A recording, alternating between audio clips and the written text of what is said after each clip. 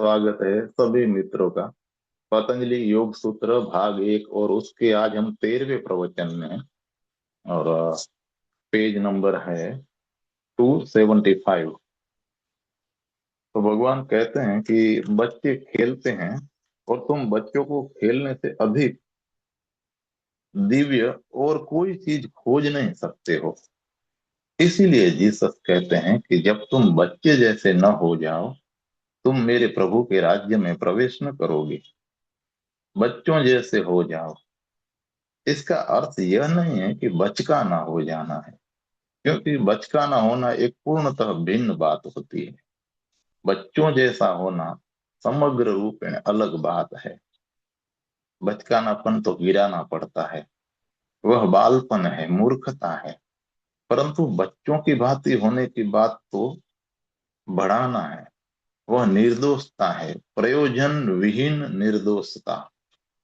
लाभ की बात लाभ की बात साथ में विष भी ले आती है। परिणाम में तुम में विष घोलता है और तब तुम्हारी निर्दोषता खो जाती है।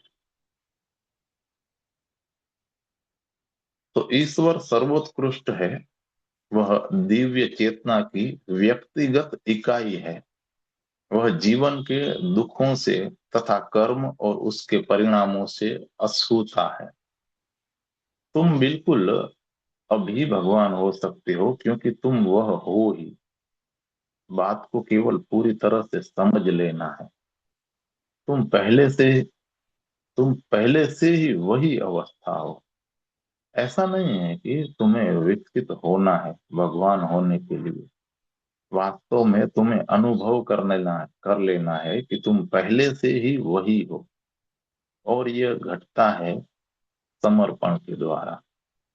पतंजलि कहते हैं कि तुम ईश्वर में विश्वास करते हो, तुम ईश्वर में आस्था रखते हो, जो कि जो है कहीं वहां ब्रह्मांड में, कहीं ऊपर ऊंचाई पर, और तुम समर्पण कर देते हो।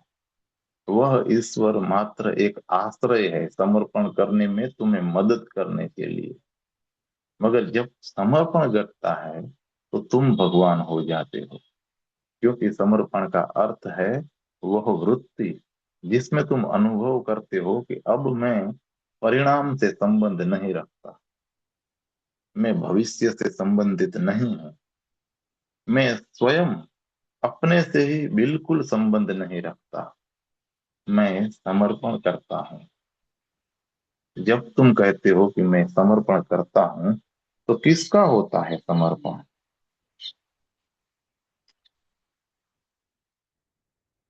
उस मैं का, उस अहंकार का। और बिना अहंकार के तुम उद्देश्य के बारे में, परिणाम के बारे में कैसे सोच सकते हो? कौन सोचेगा उनके बारे में? तब तुम स्वयं को बहने देते हो। तब तुम वहां जाते हो जहां चीजें ले जाती हैं। अब समग्र समष्टि करेगी निर्णय। तुमने तुम्हारे निर्णय बनाने का समर्पण कर दिया है। तो पतंजलि कहते हैं कि दो तरीके हैं। एक है तुम्हारे प्रयास को समग्र बनाना। यदि तुम अहंकार एकत्रित नहीं करते, तब वह समग्र प्रयास स्वयं में ही एक समर्पण बन जाएगा। यदि तुम अहंकार एकत्रित करते हो, तब एक दूसरा तरीका होता है, ईश्वर को समर्पण कर दो। ईश्वर में बीज अपने उच्चतम विस्तार में विकसित होता है।